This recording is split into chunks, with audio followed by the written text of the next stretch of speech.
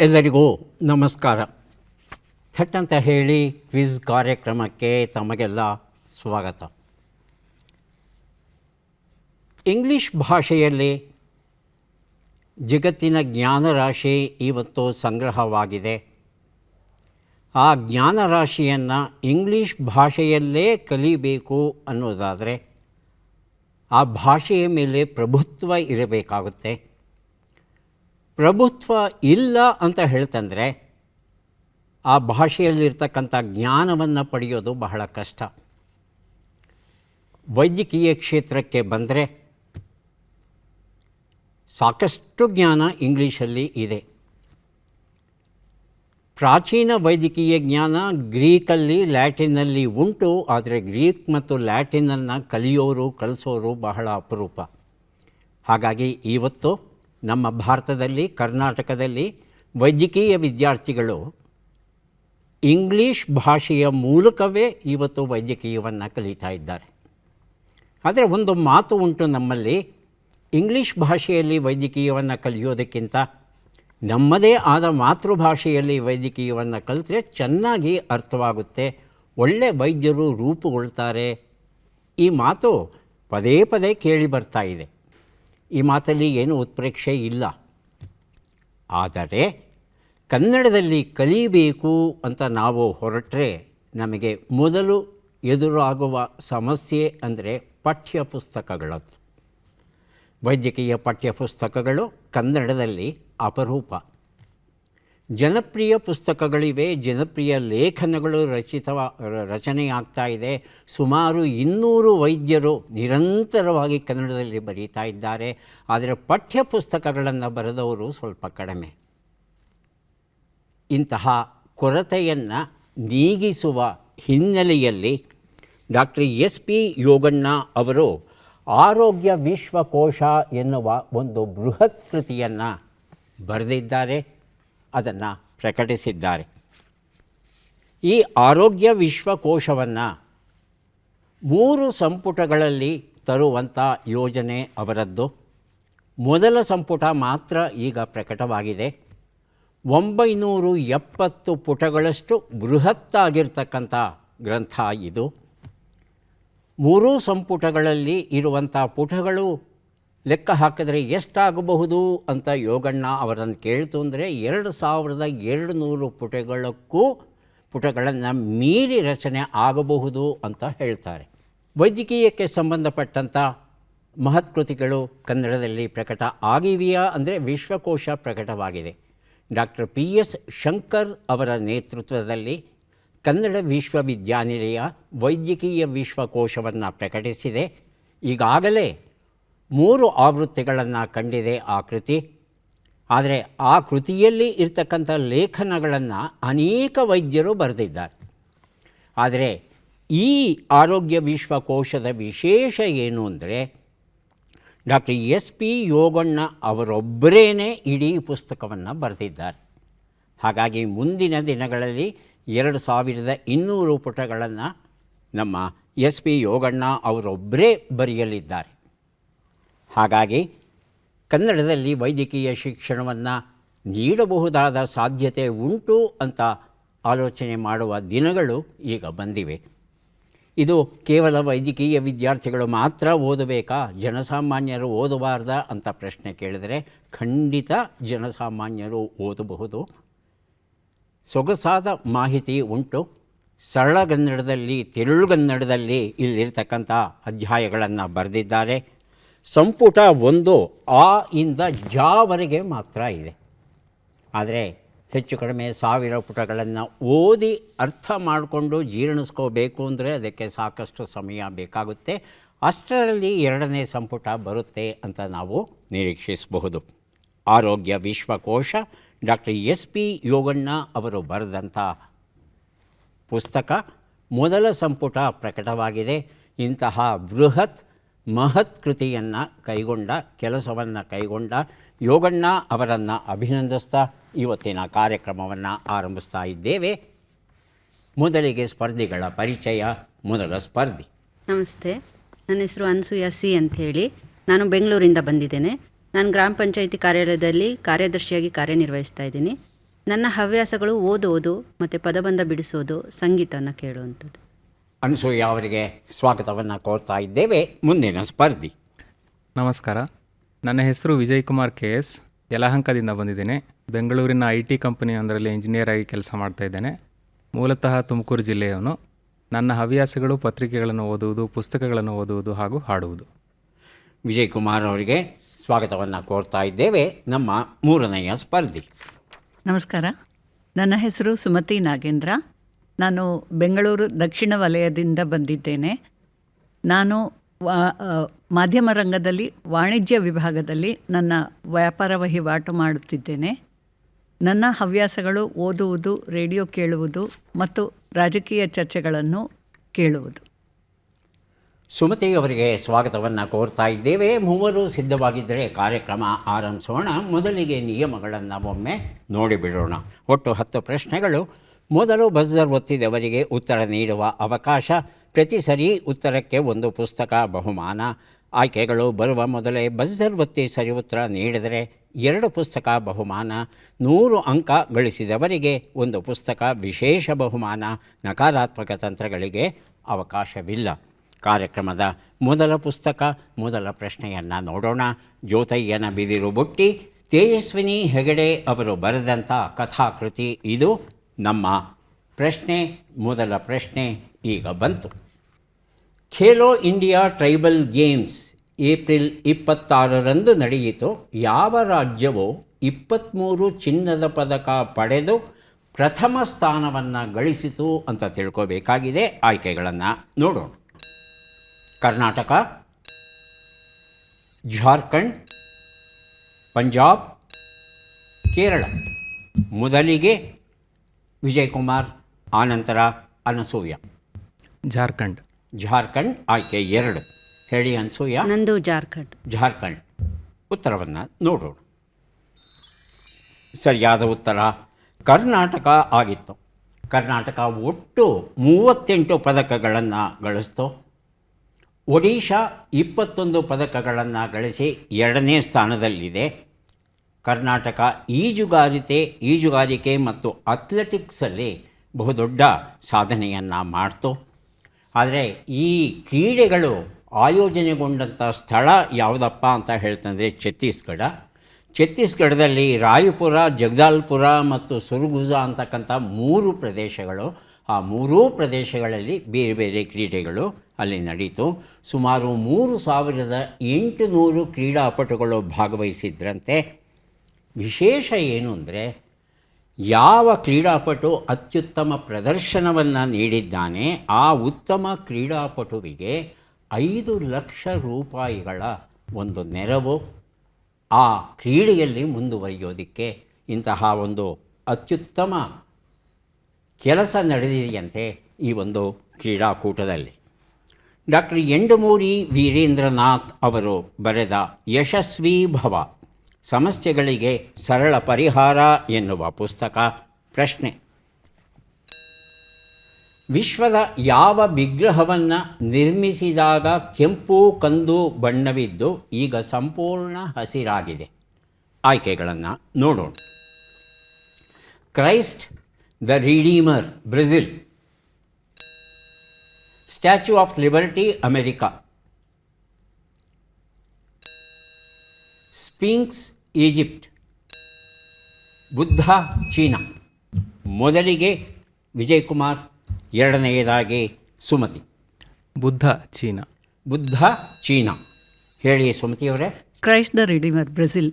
Brazil ಅಂತ ಹೇಳ್ತಾ ಇದ್ದಾರೆ. ಉತ್ತರವನ್ನು ನೋಡೋಣ. ಸರಿಯಾದ ಉತ್ತರ ಸ್ಟ್ಯಾಚ್ಯೂ ಆಫ್ ಲಿಬರ್ಟಿ ಆಗಿತ್ತು.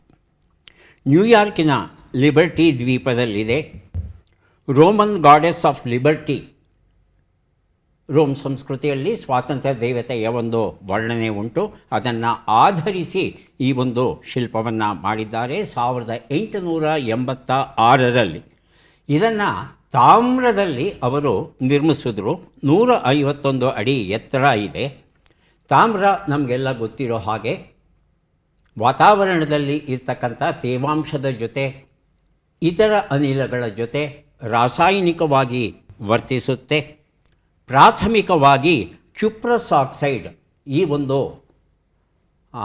ಸಂಯುಕ್ತ ಅಲ್ಲಿ ರೂಪುಗೊಳ್ತು. ಇದು ಕಂದು ಬಣ್ಣಕ್ಕೆ ಇತ್ತು. ನಂತರ ಅದು ಆಕ್ಸಿಜನ್ ಜೊತೆ ಮತ್ತೆ ರಾಸಾಯನಿಕವಾಗಿ ವರ್ತಿಸಿ ಸೆಕೆಂಡರಿ ಆಕ್ಸಿಡೇಷನ್ ಈ ಒಂದು ಪ್ರಕ್ರಿಯೆಗೆ ಒಳಗಾಗುತ್ತೆ. ಈ ಕ್ಯುಪ್ರಿಕ್ ಆಕ್ಸೈಡ್ ಅಂತ ಏನು ರೂಪುಗೊಳ್ತು ಇದು ಕಪ್ಪು ಬಣ್ಣಕ್ಕೆ ಇತ್ತು. ಹಾಗಾಗಿ ಒಂದಷ್ಟು ದಿನಗಳ ಕಾಲ ಈ ಸ್ಟ್ಯಾಚ್ಯೂ ಆಫ್ ಲಿಬರ್ಟಿ ಕಪ್ಪು ಬಣ್ಣದಲ್ಲೇ ಉಳಿದಿತ್ತು. ಈಗ 3ನೆಯ ಹಂತದಲ್ಲಿ ಸಲ್ಫನೇಷನ್ ಅಥವಾ ಕಾರ್ಬನೇಷನ್ ಅಂತಕ್ಕಂಥ ಮತ್ತೊಂದು 3ನೆಯ ವರ್ಗದ ರಾಸಾಯನಿಕ ಕ್ರಿಯೆ ನಡೆದ ಕಾರಣ ಇವತ್ತು ಅದು ಹಸಿರು ಬಣ್ಣಕ್ಕೆ ಇದೆ. ಹಾಗಾಗಿ ರಸಾಯನ ವಿಜ್ಞಾನವನ್ನು ಕಲಿಯೋದಕ್ಕೆ ಯಾರಿಗಾದರೂ ಆಸಕ್ತಿ ಇದ್ದರೆ ಅವರು ಈ ಸ್ಟ್ಯಾಚ್ಯೂ ಆಫ್ ಲಿಬರ್ಟಿ ಬಗ್ಗೆ ಹೇಗೆ ಇವೆಲ್ಲ ಉಂಟಾಗುತ್ತೆ ಅನ್ನೋದರ ಬಗ್ಗೆ ಅದ್ಭುತವಾದ ಅಧ್ಯಯನವನ್ನು ಮಾಡಬಹುದು. ಅರ್ಧ ಸತ್ಯ ಮಾಕೋನಹಳ್ಳಿ ವಿನಯ್ ಮಾಧವ್ ಬರೆದ ಪುಸ್ತಕ ಅಪರಾಧದ ಹಿಂದಿನ ನಗ್ನ ಸತ್ಯ ಅಂತ ಹೇಳ್ತಾರೆ. ನಮ್ಮ ಪ್ರಶ್ನೆ, ಒಂದೇ ಒಂದು ಒಲಿಂಪಿಕ್ಸ್ ಕ್ರೀಡೆಯಲ್ಲಿ ಜೀವಂತ ಪಕ್ಷಿಗಳಿಗೆ ಗುಂಡಿಟ್ಟು ಹೊಡೆಯುವ ಸ್ಪರ್ಧೆಯು ನಡೆಯಿತು. ಒಂದೇ ಒಂದು ಸಲ ನಡೀತಂತೆ. ಅವರು ಯಾವ ಹಕ್ಕಿಗೆ ಗುರಿಯಿಟ್ಟು ಕೊಂದರು ಅಂತ ತಿಳ್ಕೋಬೇಕಾಗಿದೆ. ಆಯ್ಕೆಗಳು: ಬಾತ್ಕೋಳಿ, ಕೋಳಿ, ಕಾಗೆ, ಪಾರಿವಾಳ. ಮೊದಲಿಗೆ ಬಜರುತ್ತಿದ್ದಾರೆ ಅನಸೂಯ, ಆನಂತರ ವಿಜಯಕುಮಾರ್. ಬಾತುಕೋಳಿ. ಬಾತ್ಕೋಳಿ ಆಯ್ಕೆ 1. ವಿಜಯಕುಮಾರ್. ಪಾರಿವಾಳ. ಪಾರಿವಾಳ ಆಯ್ಕೆ 4. ಉತ್ತರವನ್ನು ನೋಡೋಣ. ಪಾರಿವಾಳ ಉತ್ತರ ಸರಿಯಾಗಿದೆ. ಅರ್ಧ ಸತ್ಯ ಎನ್ನುವ ಈ ಒಂದು ಪುಸ್ತಕವನ್ನು ವಿಜಯಕುಮಾರ್ ಅವರಿಗೆ ಕೊಟ್ಟಿದ್ದೇವೆ. 1900ರಲ್ಲಿ ಈ ಏನು ಒಲಿಂಪಿಕ್ ಕ್ರೀಡೆ ನಡೀತು ಅಲ್ಲಿ ಈ ರೀತಿ ಪಾರಿವಾಳಗಳಿಗೆ ಗುಂಡಿಟ್ಟು ಕೊಲ್ಲುವ ಜೀವಂತ ಪಾರಿವಾಳಗಳು ಅದು ಹಾರ್ತಾ ಇರೋವಾಗಲೇ ಕೊಲ್ಲಬೇಕು ಗುಂಡಿಟ್ಟು. ಅದಕ್ಕೆ ಇದು ಸ್ಪರ್ಧೆ ಆಗಿತ್ತು. Belgian shooter Leone the London ಅಂತಕ್ಕಂಥ ವ್ಯಕ್ತಿ ಆತ 21 ಪಾರಿವಾಳಗಳನ್ನು ಕೊಲ್ತಾನೆ. ಆತ ಕೊಂದು ಪ್ರಥಮ ಸ್ಥಾನವನ್ನು ಆತ ಗಳಿಸ್ತಾನಂತೆ, ಚಿನ್ನದ ಪದಕವನ್ನು ಗಳಿಸ್ತಾನಂತೆ.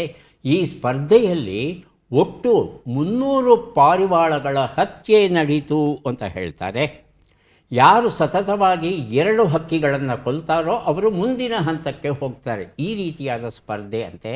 ಆದರೆ ಈ ಸ್ಪರ್ಧೆ ನಡೆದ ಮೇಲೆ ಜಗತ್ತಿನಾದ್ಯಂತ ಪ್ರತಿಭಟನೆ ಬರುತ್ತೆ.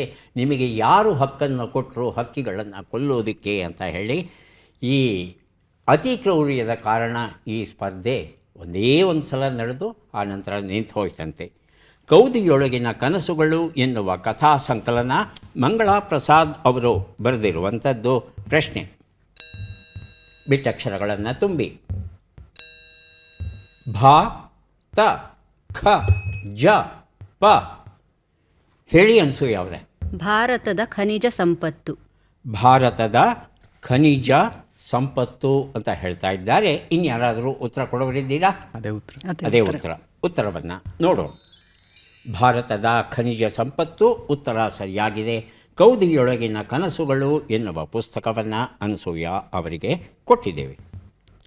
ಲಕ್ಷ್ಮಣ ಶರೇಗಾರ ಬರೆದಂಥ ಕಥಾಕೃತಿ ತಿದಿಯ ತುದಿಗೆ ಬೆಂಕಿಯ ಉಗುಳು ಎನ್ನುವುದು ಈ ಪುಸ್ತಕದ ಹೆಸರು. ಪ್ರಶ್ನೆ, 4 ಲೆಕ್ಕಗಳನ್ನು ಮಾಡಿ ಉತ್ತರಗಳನ್ನೆಲ್ಲ ಕೂಡಿ ಅಂತಿಮ ಉತ್ತರವನ್ನು ನೀಡಿ. ಲೆಕ್ಕಗಳು ಈಗ ಬಂದಿವೆ. 61 ಕೂಡು 17, 75 ಕಳೆ 34, 12 ಗುಣಿಸು 18, 207 ಭಾಗಿಸು 9.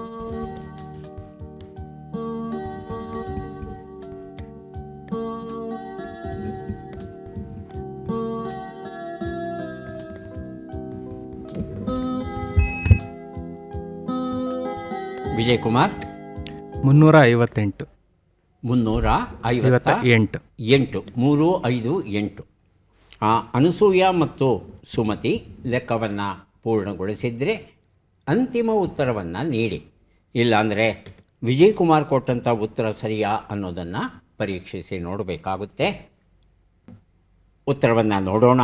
ಒಂದು ಉತ್ತರ 78, 41, 216, 23 ಎಲ್ಲವನ್ನು ಕೂಡಿದ್ರೆ 358 ಬಂದಿದೆ. ಈ ಉತ್ತರವನ್ನು ವಿಜಯ್ ಕುಮಾರ್ ಅವರು ಈಗಾಗಲೇ ಕೊಟ್ಟಿರೋ ಕಾರಣ ತಿರಿಯ ತುದಿಗೆ ಬೆಂಕಿಯ ಉಗುಳು ಎನ್ನುವ ಈ ಕಥಾಕೃತಿಯನ್ನು ವಿಜಯ್ ಕುಮಾರ್ ಅವರಿಗೆ ಕೊಟ್ಟಿದ್ದೇವೆ. ಭಾವದ ಹಕ್ಕಿ ಎನ್ನುವ ಪುಸ್ತಕ ಹನಿಗವನಗಳ ಈ ಕೃತಿಯನ್ನು ಆರತಿ ಘಟಿಕಾರ್ ಅವರು ಬರೆದಿದ್ದಾರೆ. ಪ್ರಶ್ನೆ: ಈ ಅಕ್ಷರಗಳನ್ನು ಸರಿಯಾಗಿ ಜೋಡಿಸಿ. ಅಕ್ಷರಗಳು ಕೆ, ನೀ, ರೇ, ಈ, ಧ, ಕ, ರ, ದೇ. ಆಗಲೇ ಮೂವರೂ ಬಸರುತ್ತಿದ್ದಾರೆ. ಮೊದಲಿಗೆ ವಿಜಯ್ ಕುಮಾರ್, ಆನಂತರ ಅನಸೂಯ, ಕೊನೆಯಲ್ಲಿ ಸುಮತಿ ಅವರು. ವಿಜಯ್ ಕುಮಾರ್. ಕಣ್ಣೀರ ಧಾರೆ ಇದೇಕೆ. ಮತ್ತೊಮ್ಮೆ ಹೇಳಿ. ಕಣ್ಣೀರ ಧಾರೆ ಇದೇಕೆ. ಮೊದಲನೇ ಅಕ್ಷರ ಕೆ. ಕಣ್ಣೀರ ಧಾರೆ ಇದೇಕೆ. ಕಣ್ಣೀರ ಧಾರೆ ಇದೇಕೆ. ಓಕೆ. ಅನಸೂಯ. ಕಣ್ಣೀರ ಧಾರೆ ಇದೇಕೆ. ಓಕೆ. ಸುಮತಿ. ಅದೇ ಉತ್ತರ. ಅದೇ ಉತ್ತರ. ಉತ್ತರವನ್ನು ನೋಡೋಣ.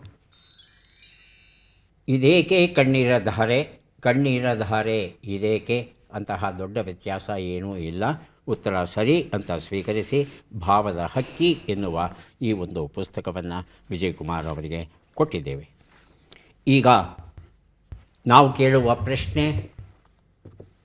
ಪ್ರಶ್ನೆಗೆ ತಕ್ಷಣ ಉತ್ತರವನ್ನು ಕೊಟ್ಟರೆ 4 ಪುಸ್ತಕ ಕೊಡ್ತೇವೆ. ಒಂದು ಸುಳುಹನ್ನು ತಗೊಂಡು ಉತ್ತರವನ್ನು ಕೊಟ್ಟರೆ 3 ಪುಸ್ತಕ, 2 ಸುಳುಹನ್ನು ತಗೊಂಡು ಉತ್ತರ ಕೊಟ್ಟರೆ 2 ಪುಸ್ತಕ, 3 ಸುಳುಹನ್ನು ತಗೊಂಡು ಉತ್ತರವನ್ನು ಕೊಟ್ಟರೆ 1 ಪುಸ್ತಕ. ಪ್ರಶ್ನೆ ಈಗ ಬಂತು. ಕಿರಾಣ ಘರಾನಾದ ಪ್ರಖ್ಯಾತ ಹಿಂದೂಸ್ತಾನಿ ಗಾಯಕರು, ಅಚ್ಚ ಕನ್ನಡಿಗರು. ಹೇಳಿಮ್ಮ. ಗಂಗೂಬಾಯಿ ಹಾನಗಲ್. ಗಂಗೂಬಾಯಿ ಹಾನಗಲ್. ಸುಳುಹು 1. ಧಾರವಾಡದ ಎಲಿಬಾಳದಲ್ಲಿ ಜನನ, ಬಾಲ್ಯದಿಂದಲೂ ಸಂಗೀತದಲ್ಲಿ ಅಪಾರ ಆಸಕ್ತಿ. ಸರ್ ಮತ್ತೆ ಸುಳಿವು ಹೇಳ್ಬೋದಾ? ತಮ್ಮ ಅವಕಾಶ ಮುಗೀತು. ಸುಳಿವು 2.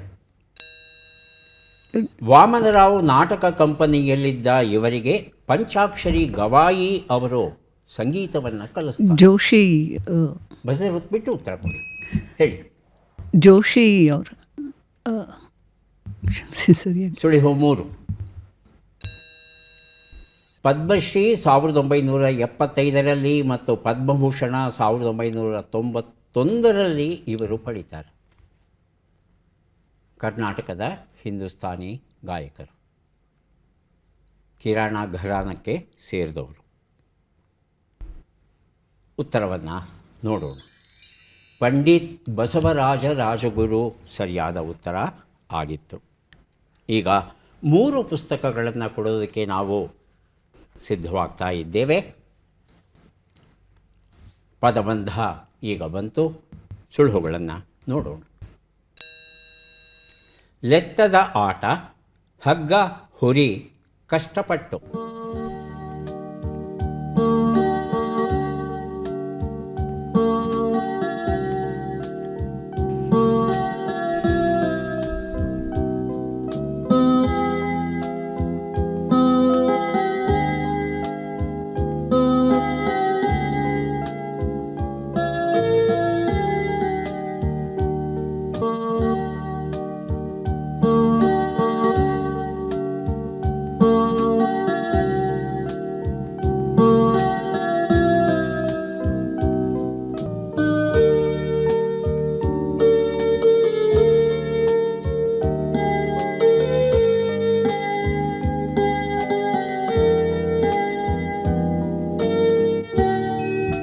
ಪಗಡೆ ಆಟ.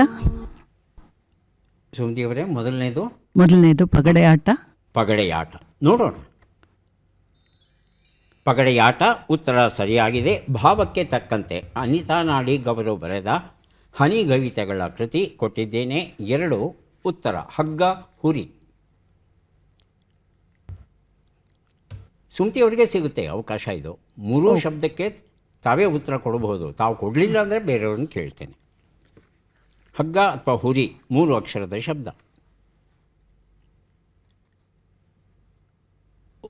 ಯಾರಾದರೂ ಉತ್ತರ ಕೊಡ್ತೀರಾ? ಅನಸೂಯ ಮತ್ತು ವಿಜಯಕುಮಾರ್. ಮೂರನೇದು ಪ್ರಯಾಸ. ಎರಡನೇ ಕ್ಲಾಸ್ ಪಾಸ್ ಆಗದೆ 3ನೇ ಕ್ಲಾಸ್ಗೆ ಹೋಗ್ತೀರಾ?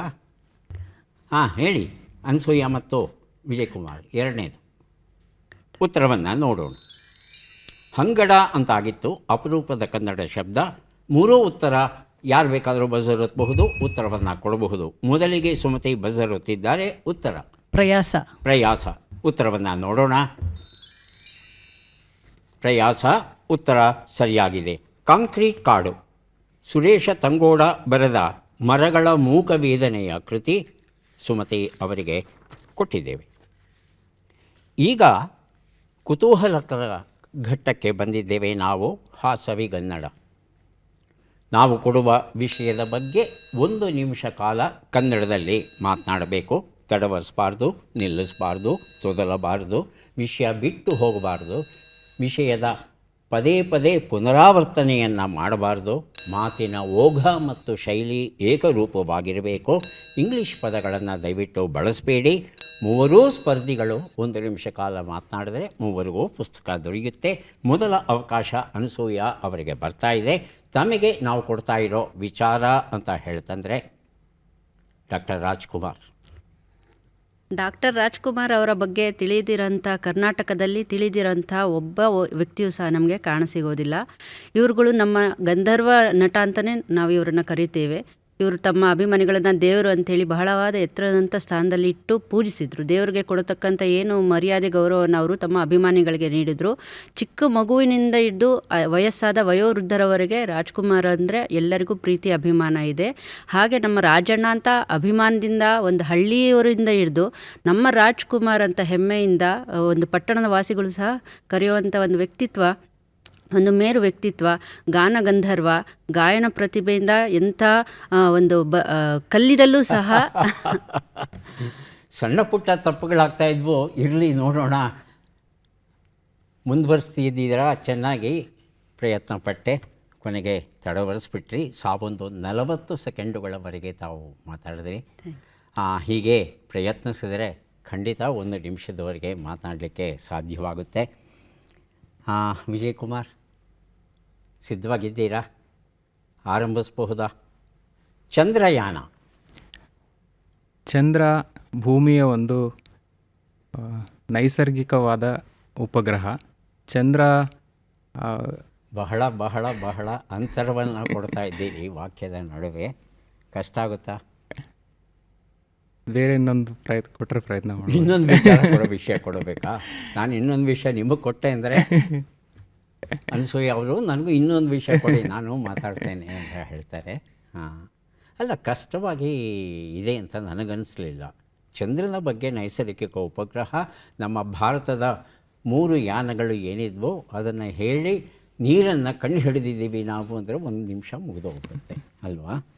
ಇಲ್ಲಿ ಕೂತ್ಕೊಂಡು ಹೇಳೋದು ನನಗೆ ಸುಲಭ, ಅಲ್ಲಿ ಕೂತ್ಕೊಂಡು ಮಾತನಾಡೋದು ಕಷ್ಟ ಅಂತ ಗೊತ್ತಿದೆ. ಆದರೆ ಅಂತಹ ದೊಡ್ಡ ಕಷ್ಟ ಅಂತೂ ಖಂಡಿತ ಅಲ್ಲ. ಸಿದ್ಧವಾಗಿದ್ದೀರಮ್ಮ? ಜಂಬೂ ಸವಾರಿ.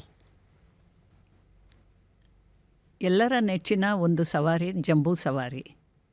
ಇದು ಮೈಸೂರಿನಲ್ಲಿ ಕಾಣಸಿಗುತ್ತೆ. ದಸರಾ ಹಬ್ಬದಲ್ಲಿ ಎಲ್ಲರಿಗೂ ಕಣ್ಮನ ಸೆಳೆಯುವ ಒಂದು ಸವಾರಿ ಇದು. ಮಕ್ಕಳು, ವಯೋವೃದ್ಧರು ಎಲ್ಲರಿಗೂ, ಯಾರಿಗೂ ಅವಕಾಶ ಬಂದರೂ ಅವರೆಲ್ಲರೂ ಜಂಬೂ ಸವಾರಿ ಮಾಡಬೇಕೆಂದು ಬಯಸುತ್ತಾರೆ. ಇದು ವಿಶೇಷವಾಗಿ ದಸರಾದಲ್ಲಿ ಹೆಚ್ಚು ಕಾಣ್ತೀವಿ. ಆದರೆ ಎಲ್ಲಿ ಬೇಕಾದರೂ ಮಾಡುವ ಅವಕಾಶ ಈಗ ನಮ್ಮ ಅರಣ್ಯ ಇಲಾಖೆಯವರು ಎಲ್ಲ ಕಾಡಿನಲ್ಲೂ ಕೊಡ್ತಾರೆ. ತಡವರಿಸ್ಬಿಟ್ರಿ. ಜಂಬೂ ಸವಾರಿ ಅಂದಾಗ ಅದು ನಮ್ಮ ದಸರಾ ಹಬ್ಬದಲ್ಲಿ ನಡೆಯುವಂಥ ಜಂಬೂ ಸವಾರಿ, ಅದರ ವೈಭವವನ್ನು ನಿರೀಕ್ಷೆ ಮಾಡಿದ್ದೆ. ಆದರೆ ಜನಸಾಮಾನ್ಯರು ಜಂಬೂ ಸವಾರಿ ಮಾಡಲಿಕ್ಕೆ ಇಷ್ಟಪಡ್ತಾರೆ ಅಂತ ತಾವು ಮತ್ತೊಂದು ತಿರುವನ್ನು ಕೊಡೋದಕ್ಕೆ ಪ್ರಯತ್ನ ಪಟ್ರಿ.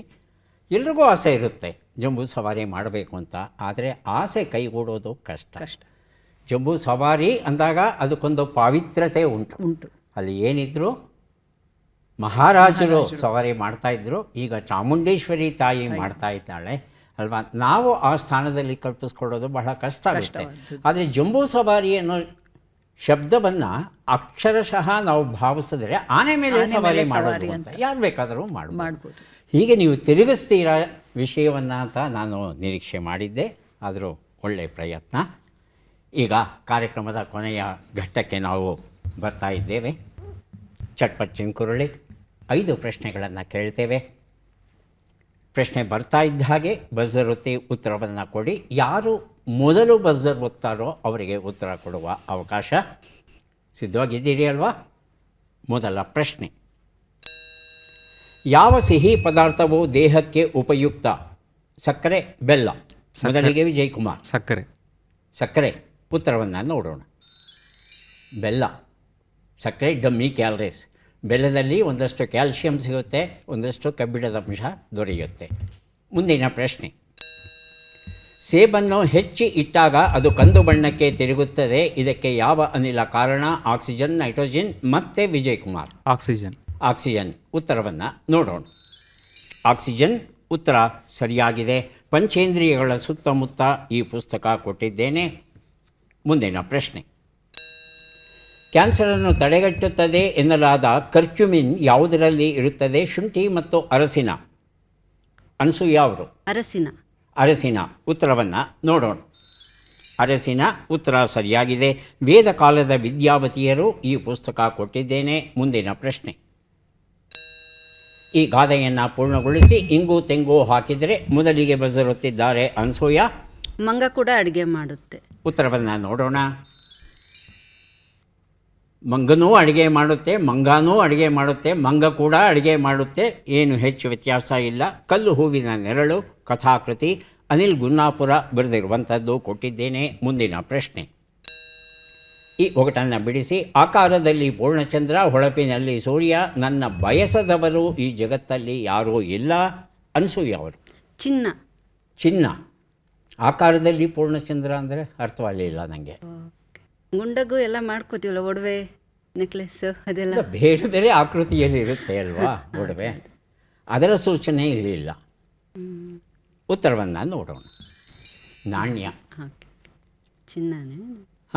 ಇಲ್ಲಿಗೆ ಇವತ್ತಿನ ಕಾರ್ಯಕ್ರಮವನ್ನು ಮುಕ್ತಾಯ ಮಾಡ್ತಾ ಇದ್ದೇವೆ. ಆದರೆ ಯಾರಿಗೆ ಎಷ್ಟು ಪುಸ್ತಕಗಳನ್ನು ಕೊಡಬೇಕಾಗಿದೆ ಆ ಒಂದು ಕೆಲಸ ಉಳಿದಿದೆ. ಅನಸೂಯ ಸಿ ಅವರು 3 ಪುಸ್ತಕಗಳನ್ನು ಪಡೆದಿದ್ದಾರೆ. ದಯವಿಟ್ಟು ಪುಸ್ತಕಗಳನ್ನು ಸ್ವೀಕರಿಸಿ ಕಾರ್ಯಕ್ರಮದಲ್ಲಿ ಭಾಗಿಯಾಗಿದ್ದಕ್ಕೆ ತಮಗೆ ಧನ್ಯವಾದಗಳನ್ನು ಅರ್ಪಿಸ್ತಾ ಇದ್ದೇವೆ.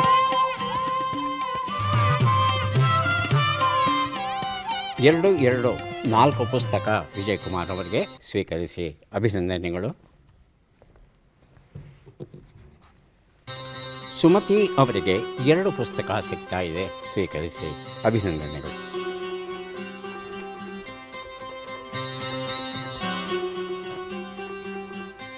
ಕಾಫಿ ಅರ್ಧ ಲೋಟ 1 ಲೋಟ ಕುಡಿದ್ರೆ ಅದು ಉತ್ತೇಜಕವಾಗಿ ಸ್ಟಿಮ್ಯುಲೆಂಟಾಗಿ ಕೆಲಸ ಮಾಡುತ್ತೆ.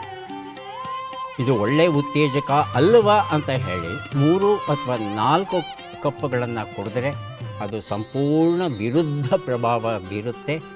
ಖಿನ್ನತೆ, ಒಂದು ರೀತಿಯಾದ ಡೆಪ್ರೆಷನ್ನನ್ನು ಉಂಟು ಮಾಡಿ ಏನೂ ಕೆಲಸ ಮಾಡದೇ ಇರೋ ಹಾಗೆ ನಮ್ಮನ್ನು ಸೋಮಾರಿಗಳನ್ನಾಗಿ ಮಾಡುತ್ತೆ. ಕಾಫಿ, ಚಹಾ ಹಿತ ಮಿತ ವ್ಯಾಪ್ತಿಯಲ್ಲಿ ಇದ್ದರೆ ಒಳ್ಳೆಯದು. ಮತ್ತೆ ಭೇಟಿಯಾಗೋಣ. ನಮಸ್ಕಾರ.